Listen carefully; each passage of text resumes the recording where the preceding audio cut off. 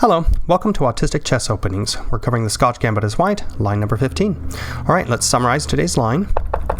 And we're actually doing something a little bit different today. We're covering a position that happens before the Scotch Gambit, when they play d6 and they don't take our pawn. I'll explain more as to why at the end of the summary, but we're going to respond to this with bishop to c4 anyway. 40% of the time they're going to take the pawn and we end up in the Scotch Gambit with the d6 variation when we take back, and 23% of the time, the only other common move, they go bishop g4, and so we're going to learn how to handle that today. They go bishop g4. We challenge that bishop with h3. 2/3 of the time they take. So we'll be covering that today. They take, we take. We're now threatening checkmate on f7, and so they need to do something about that, and the most common move is knight f6.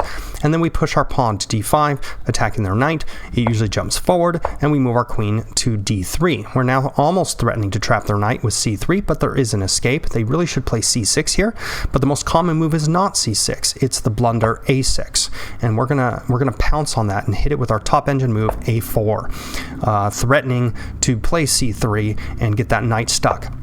They try and break it out, and that's the best they can do, but their score is pretty bad at this point. We take, they take, we take check, they take back, we take check, and now they need to block with their knight. Everything else is worse. They block with their knight, we take their rook, they take back, and now we're almost in an endgame, and we attack queen c4, we attack that that c7 pawn that has never been played before, and that's a move that I dug out using my mapper, and it is the top move in this position. We attack that pawn, and they need to go to b7 with their queen to protect it.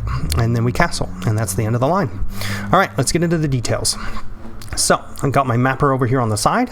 For those of you who are new, this is my mapper, and it shows positions of stockfish with pretty good accuracy. So, it lets me browse and map out lines and store the positions. So here we are in what's technically the Scotch game and not the Scotch Gambit, although usually the Scotch game continues like this. They take and then we take, instead of going bishop c4.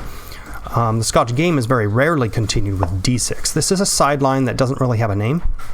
And so we're going to cover it because it happens in this position 9% of the time, usually by lower rated players. Average rating is 14-20. So we already have 74% coverage of this position, and that's not good enough. 9% is almost 10%, and 10% is my cutoff for common moves. So this is almost a common move, d6, and we need to be able to handle it. So even if you're a lower rated player, it's nice to know how to handle this. If you're a higher rated player, it's nice to know how to punish it optimally so that you can shut it down, because you will sometimes play lower rated players, maybe not in tournaments, but you know, you might do a simultaneous exhibition or something and end up having to beat a bunch of them, and it's nice to know how to do it optimally. So d6. Now d5, let's catch up my mapper over here to that. Here we are, and they go d6. All right, so we can see d6 over here on the right on my mapper, and the score is plus. So normally if they take, the score is plus 13. We're 13 points ahead. A point is 1/100th of a pawn. d6 puts us 81 points behind. It's not a good move. If someone's going to find a spot to branch off on, there's tons of options to choose from in many different areas all along the path of this opening, and this is not it. This is not one of them. So people playing this move are usually people who have not studied their openings at all, and as soon as they played this move, we know they're out of book. Or we're almost certain that they're out of book, so they play d6. Now, optimally, if you take a look at the engine scores over here on the side, after they play d6, you can see my mapper showing that d5 is the optimal way to punish this. So we hit d5, and we can see that we're now way ahead.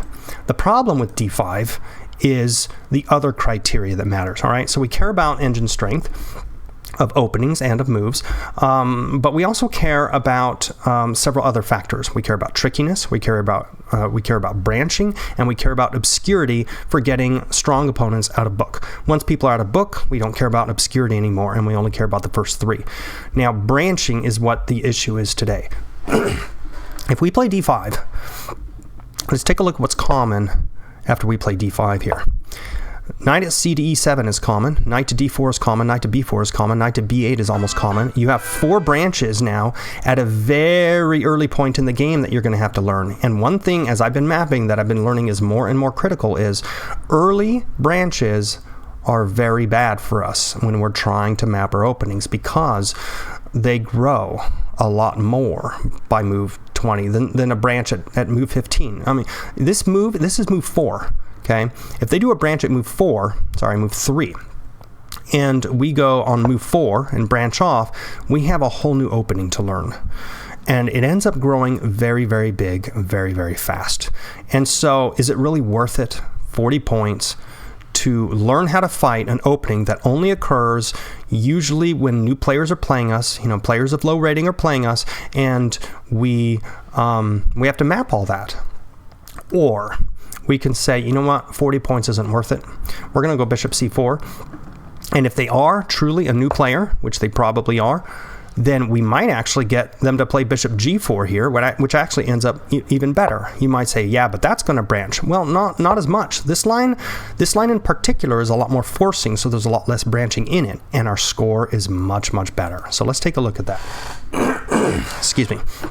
All right, and if they go into the Scotch Gambit with us, yes, our score isn't quite as high, but we're in familiar territory. And here's the thing: have we really permanently closed the door on playing d5 against this?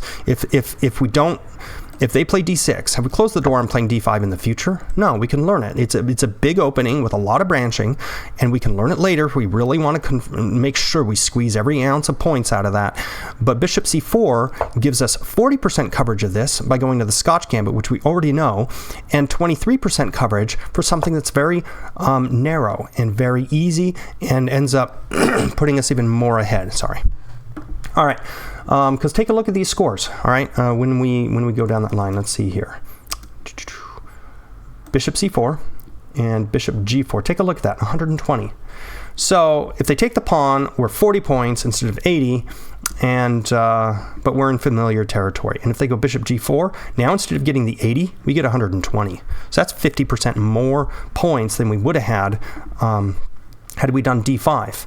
So I consider this a win in the branching area. And that's the thing. When you're considering any opening, you need to consider all the criteria. The engine strength, how much the engine strength, the trickiness of it. You want their bad moves to look good and their good moves to look bad.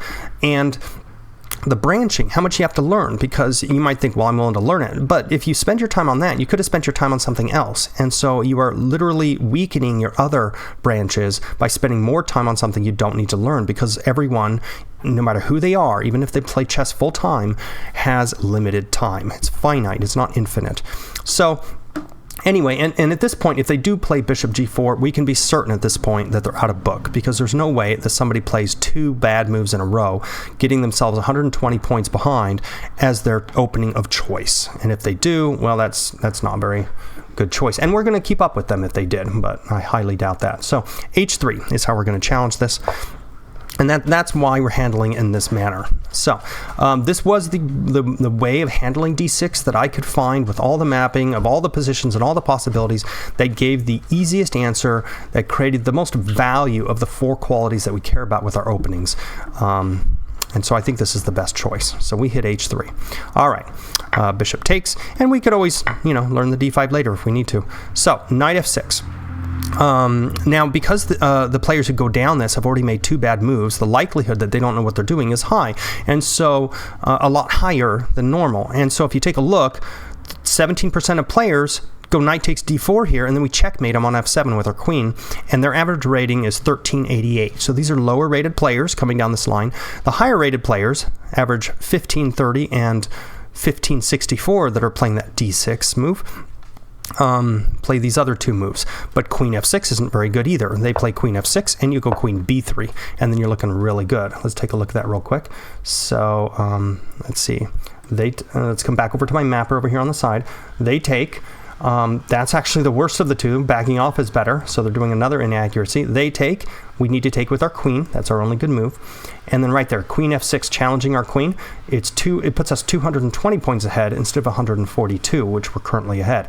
So if they do queen f6, take a look at how good queen b3 is and how nothing else is any good. So queen b3 is definitely our move. And then at that point, you can start seeing how nasty all your continuations are from here. Knight a5 is worth noting. It fails to queen b5 check. So, and you just win their knight. All right, so let's get back to our line. This is just some tangent lines that we don't need to make a video on, so we'll just cover them here in passing because they're real easy. There's the checkmate in one right there. There's the queen f6. Now we're going back to the knight f6 here on the top, blocking that checkmate. All right, let's catch both boards up. Over here, we're seeing what's common on the left screen. On the right screen, we're seeing what's strong. All right, so d5 is clearly the strong move here. Everything else is weaker. We get 137 points ahead with d5, and we're only 36 points ahead with the second best move. So d5 does not require any further investigation as the top move. We play d5. Right here. Now we look over here on the left to see what's common. Our opponent plays knight to d4 93% of the time with an average rating of 1532. So a lot of players who are playing this are in the 1500s, and they're going to jump right there with the knight, and we get 93% coverage by learning how to handle just that one move. And we're going to go queen d3. It's not even a contest as to what the best move there is. Queen d3 is actually, I looked down queen d1, and it was surprising that it actually was a good candidate, but they might spot c6, and it's not worth it. So queen d3 is the move of choice here. Queen d3. There we go on both sides. All right, now what's common is at this point it's finally divided. We finally have a decent spread. So when they do this variation on us, it's highly likely we're going to end up in this position because there was a lot of narrow choices with very high probabilities of our opponent, and we're highly likely to get here. Maybe they might have backed off with the bishop earlier on, and there's another line over there we'll have to learn in the future, but it's highly likely we reach this point. Now from here it's split up. a6 31% of the time, bishop e7 almost the same, 29% of the time, c6 13% of the time. But a lot of these are bad moves. Come look at the scores on the right. All right, c6 is their top engine move here, and it's 13% of the time. It's the third most common. All right. The most common, a6, is going to be our main line, and look at how good it is, 281. We're getting really good coverage there. And then the second most common, bishop e7, take a look at it, 309, even better. So the two most common moves that cover, let's see, 60% of our continuations from here are the two worst they could possibly play of the four common moves here. c6 is the best, and b5 is sitting here in the middle, and it's only 9% of the time, which is technically not a common move, but close enough. All right, so a6 is what we're going to be covering today. Maybe we'll cover the others in the future. So a6, they play right there. Now we're 281 points ahead if they play that. What they're seeing is that their knight's almost trapped, and they think they can now bring their knight back to b5. But the thing is, they already had an out by playing c6, because then if we try and trap their knight, here, let's just run over that real quick.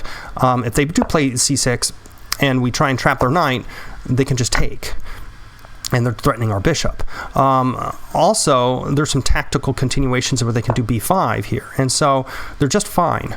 Well, fine-ish, but they're not going to lose a knight. They'll lose a lot less. And c6 is the engine way to go. It's a little tactical and tricky. There's some continuations that are a little tactical, but a6 is not. It gets countered by a4, and we end up a lot better off. And that's our move of choice here. Once they played a6, we're going to come over here with a4, and you can see the score here, 273, and the second best is 213. And if you look down that one, it's not nearly as good as the a4 one. So we're definitely going to do the a4 one. So we hit a4, and now that knight's in trouble, and b5 is the most common continuation from here, although there's multiples. b5 is 38% of the time, c6 22% of the time, bishop e7 20% of the time, and we're going to have to learn how to punish those in the future, but for now we're just covering b5. By covering the main most common moves all the way down, we end up with main lines that are very practical. If you've ever read in an article or a book or online a line that says this is the optimal line, the main line, you should learn it, and then you go trying to play it and then people don't play it, you know what I'm talking about. These lines, what they call main lines, end up being impractical unless you're like a grandmaster and every one of the grandmaster levels playing it. I'm going by all played games of all ratings under all time controls on Lee Chess, which has billions of games in it. And so I'm just trying to teach the general Scotch Gambit, in this case Scotch game, in general, regardless of the rating of who you're playing, and make the most common line you're going to be facing be the main line, which to me is a lot more practical. I was actually considering calling this channel Practical Opening Theory, but Autistic Chess Openings, since I'm mildly autistic. high functioning though, it ended up being something that seemed to me to be more brand worthy, so I'm going to go with that. All right, so A takes B5 is our top engine move here, so they play B5 over here, and we can see that is their top engine move at this point. Now that they've gotten themselves into this trouble, B5, after we play A4, B5 is the best way to try and approach it, but our top engine move, more than twice as good as the second best one, is to take with our pawn. So we take, A takes B5, and then their top engine moves to take back.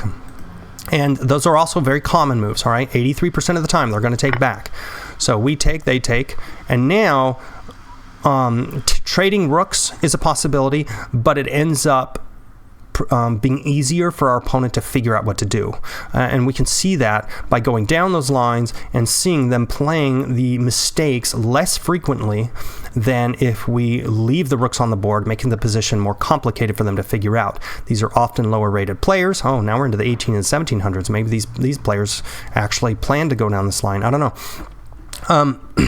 Interesting. So, but if we trade rooks, we simplify it and make it easier for them to figure it out. So it ends up transposing to the same thing anyway, so let's keep it as complicated as possible since it's not that complicated. But, you know, statistics, we'll play the numbers. So we take that pawn check with our bishop. At this point, they have a number of blunders that they can do, but knight takes b5 is the most common. 71% of the time, they're not going to mess this up, but sometimes they might, especially if they're lower rated. And if you look at those, it probably is the lower rated players. No, 17, 16, wow, 18. They're all in the same bunch. You got 1800s at the top there, but yeah, knight takes b5, bishop, knight to d7. Both 1800 players are doing that. So yeah, there's some mistakes in there. Let's leave everything as complicated as we can. They take back, we take check. And now, knight d7 is their only good move. Let's take a look at that. Knight takes b5 over here. And then our top move is to take back with the queen or trade rooks. But again, it just transposes, so we're going to take back check. And now knight d7 is their only good move. King e7 loses another 80 points. Queen d7 is disastrous because then we get their we end up getting their rook. Let's see here. Yep, and we take their rook with check. And yeah, everything else is disastrous. So knight d7 is their only move here. And now we take the rook. Once we've simplified it, then that's our top engine move. And we can see doing anything else is not as good as taking the rook. And we can go down those. I went into them as well just to make sure that the rook move here gives us the dominant score, and it does. So we take, and then their queen takes. That gets us to this point here. All right, so here, I could have said this is the end of the line. This is where we only have, what, 100 games? Look at that, an even 100. We have 100 games in the pool here, but I may as well map deeper, figure out my top line. That's still enough games to figure out what's common by my opponents. And it looks like, for white, 68%, 68 of those 100 games castled in this position because it seems like a sensible move, and now that the dust is clear, they want to make sure that they get to safety and start developing their pieces. But I have found that at moments like this, it's very, very critical to develop your pieces in the right order and to the right squares, and that often it's the case that doing it in the wrong order to the wrong squares dramatically affects your score. In a lot of positions, not always, but often.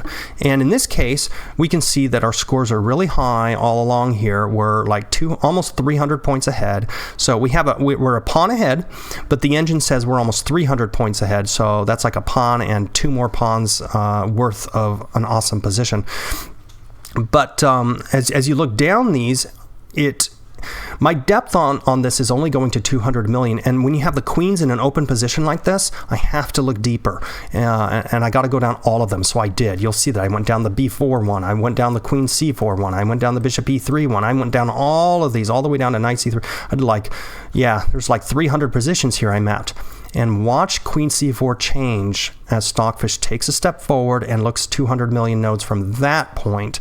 Right now it's 287, and it jumps 261, 282, okay, so it hasn't jumped yet. But bishop e7, if you look at each one of these, I castle, we castle, they go bishop e7 78% of the time. They go knight c3, 89%, they go bishop e7. Okay, we go knight a3. 50% of the time, they go bishop e7. Okay, that one's only 4 games. Knight d2, Bishop e7, 4 out of 4 times. So we can see bishop e7 is very, very likely to be their next move, so they can prepare to castle. So let's throw that in the queue as well.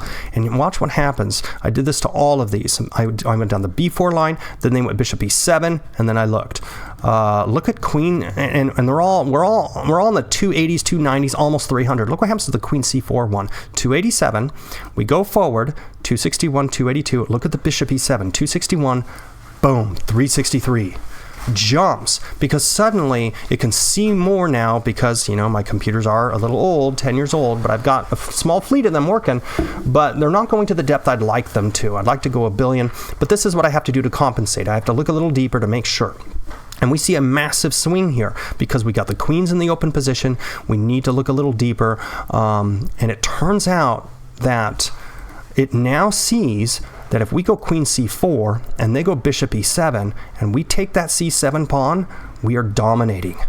Probably because of the endgame and this passed pawn, this passed b pawn. That pawn is what's stopping that b pawn from being a passed pawn. And now a queen trade at this point is very good for us in winning the endgame. And so it turns out that threatening that pawn before we go doing anything else is a very wise idea. Now they might go queen b7, and it turns out that if we then castle, and I looked at all of these as well, you can see castling then puts us in a position that's actually slightly better than any of the other ending points. So it's good to map this a little bit deeper. We're going to go queen c4, targeting c7. If they do queen b7, we're actually better off, and we're going to castle, and that's going to be the end of our line. And if they don't, and they try to develop bishop e7, and they think they'll sack that pawn, and then they think they'll get their rook out on us, it's not going to be enough compensation for that passed b pawn. So we're going to take that pawn, and then we have our endpoint here.